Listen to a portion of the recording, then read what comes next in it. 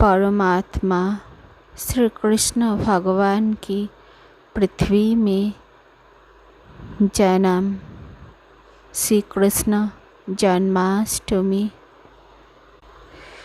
परमात्मा भगवान ने देखा कि मुझे ही अपना स्वामी और सर्वस्व मानने वाला यदुवंशी कंस के द्वारा बहुत ही सताए जा रहे हैं। तब उन्होंने अपनी जोगमाया को वह आदेश दिया, देवी कल्याणी, अब मैं अपने समस्त ज्ञान बल आदि अंश के साथ देवकी का पुत्र बनूंगा और तुम नंद बाबा की पत्नी जसोदा के पुत्री के रूप में जन्म लेना। मनुष्य तुम्हें अपनी समस्त अभिलाषाओं को पूर्ण करने वाला जानकर धूप, दीप, नैवेद्य एवं अन्य प्रकार की सामग्रियों से तुम्हारी पूजा करेंगे। पृथ्वी में लोग तुम्हारे लिए बहुत से स्थान बनाएंगे और दुर्गा, भद्रकाली, विजया, वैष्णवी, कुमुदा, चंडिका, कृष्णा, माधवी, कन्या, माया, नारायणी, ईशानी, शारदा और अंबिका आदि बहुत से नामों से पुकारेगा। भगवान ने इस प्रकार जोगमाया का आदेश दिया।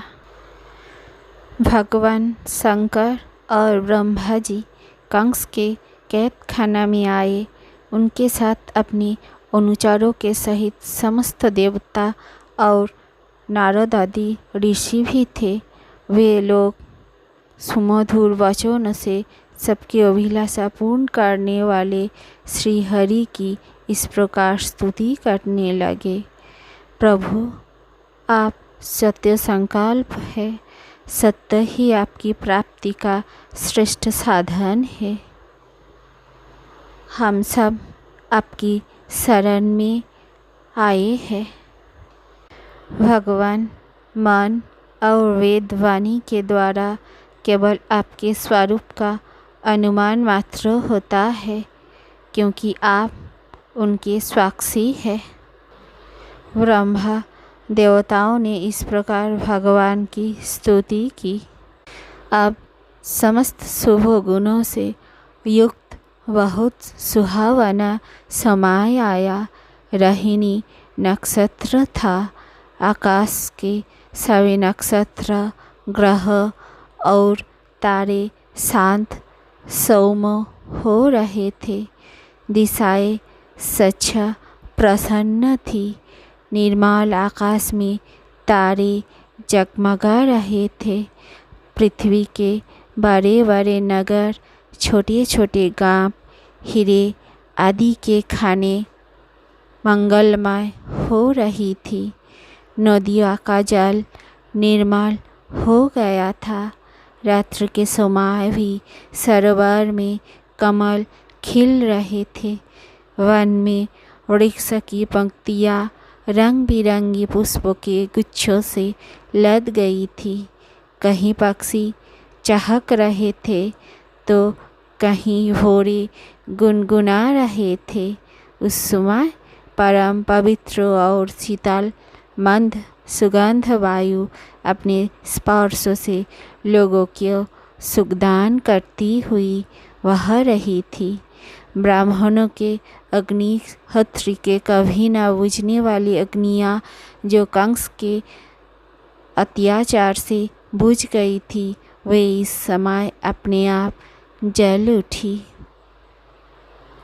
संत पुरुष पहले से ही चाहते थे कि असुर के वर्ती न होने पाए। अब उनका मन सहसा प्रसन्नता से भर गया। जिस समय भगवान के आविर्भाव का अवसर आया, स्वर्ग में देवताओं की दुंदुभियाँ अपने आप बज उठी। किन्नर और गंधर्व मधुर स्वर में गाने लगे तथा सिद्धियों और चारण भगवान के मंगलमय गुणों के स्तुति करने लगे। विद्याधरियाँ अप्सराओं के साथ नचने लगी। बड़े बड़े देवता और ऋषि मुनि आनंद से भरकर पुष्पों की वर्षा करने लगे। जल से भरे हुए बादल समुद्र के पास जाकर धीरे धीरे गर्जना करने लगे। चारों ओर अंधकार का साम्राज्य था।